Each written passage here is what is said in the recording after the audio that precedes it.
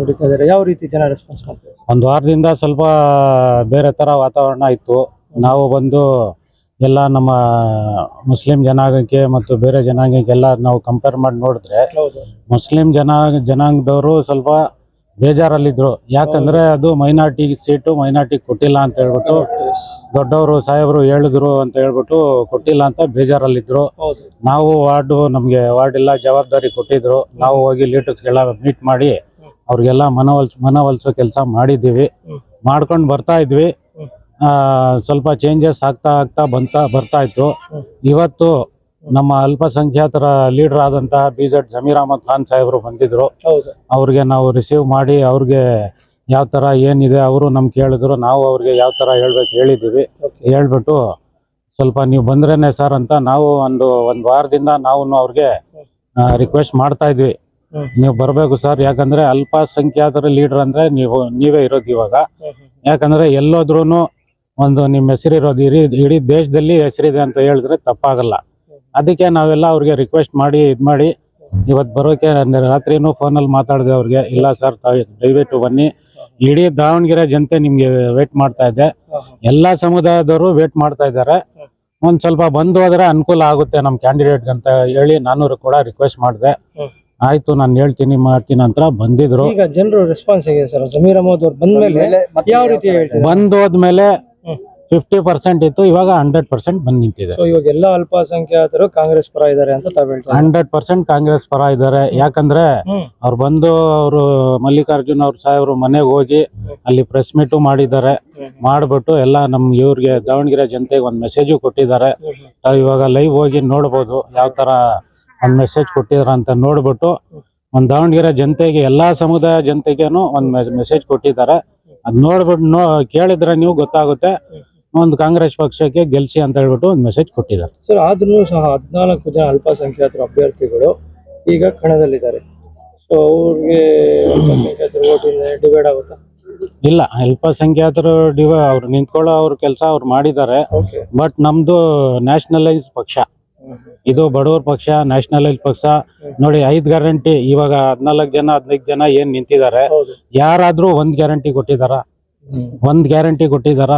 ಒಬ್ಬರಿಗೆ ಏನಾದ್ರು ಸಹಾಯ ಮಾಡಿದಾರ? ಇವತ್ತೊಂದು ಉದಾಹರಣೆ ಹೇಳಕ್ ಬಯಸ್ತೀನಿ. ನನ್ ಜೊತೆ ಸಾಹೇಬ್ರಿಗೆ ಮೀಟ್ ಮಾಡಕ್ಕೆ 25 ಜನ ಅಂಗವಿಕಲರು ಬಂದಿದ್ರು.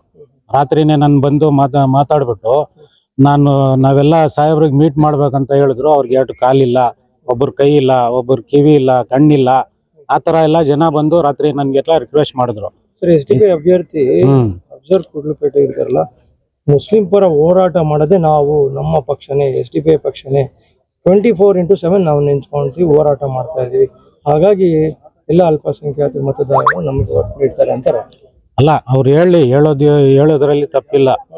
ಅವ್ರು ಏನ್ ಕೆಲಸ ಮಾಡಿದ್ದಾರೆ, ಅಭಿವೃದ್ಧಿ ಏನ್ ಮಾಡಿದ್ದಾರೆ, ಯಾರಿಗೇನಾದ್ರು ಒಂದು ಸಹಾಯ ಮಾಡಿದಾರ, ಏನ್ ಮಾಡಿದಾರೆ? ಕೆಲಸ ನಾವು ಮಾಡ್ತಾ ಇದೀವಿ ಸಹಾಯ, ಅಧಿಕಾರ ಬಂದ್ರೆ ಇನ್ನೂ ಹೆಚ್ಚು ಮಾಡ್ತೀವಿ ಅಂತ ಎಲ್ಲಾರು ಹೇಳೋದಂಗೆ. ಅಧಿಕಾರ, ನನ್ಗೂ ಅಧಿಕಾರ ಇಲ್ಲ, ನನ್ಗೂ ಅಧಿಕಾರ ಬಂದ್ರೆ ನಾನು ಮಾಡ್ತೀನಿ, ನನ್ಗೂ ಕೊಡಿ ಅಧಿಕಾರ, ನಾನು ಮಾಡಕ್ ರೆಡಿ. ಇವರು ಮಾಡ್ತಾರೆ, ಅವರು ಮಾಡ್ತಾರೆ, ಎಲ್ಲಾರು ಮಾಡ್ತಾರೆ.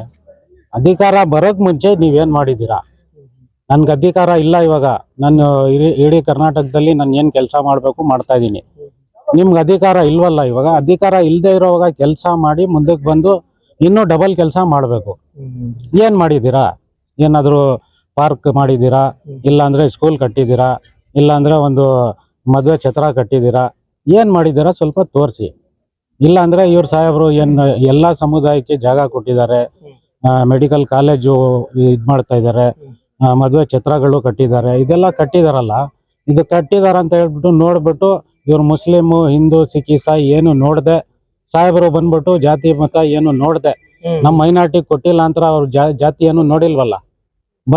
ಇವಾಗ ಬಂದು ಹೇಳ್ಬಿಟ್ಟು ಮೆಸೇಜ್ ಕೊಟ್ಬಿಟ್ಟು ಹೋಗಿದಾರಲ್ಲ. ಆತರ ಎಲ್ಲಾರ್ಗು ನೋಡಿ, ಅಧಿಕಾರ ಬಂದ್ರೆ ಎಲ್ಲಾರು ಮಾಡ್ತಾರೆ. ಅಧಿಕಾರ ಇಲ್ದೇ ಇರುವಾಗ ಕೆಲಸ ಮಾಡಿ ಆಮೇಲೆ ನಮ್ ಕೆಲಸ ನೋಡ್ಬಿಟ್ಟು ಓಟ್ ಕೊಡಿ ಅಂತ ಕೇಳೋದು ಬೇರೆದಿದೆ. ಸರ್, ಮತದಾರರಿಗೆ 9ನೇ ತಾರೀಕು ಮತದಾರರಿಗೆ ನಾನು ಒಂದು ರಿಕ್ವೆಸ್ಟ್ ಮಾಡೋದು ಏನಂದ್ರೆ, ನೋಡಿ, ಕಾಂಗ್ರೆಸ್ ಪಕ್ಷಕ್ಕೆ ಓಟ್ ಕೊಡಿ, ಕಾಂಗ್ರೆಸ್ ಪಕ್ಷಕ್ಕೆ ಗೆಲ್ಸಿ.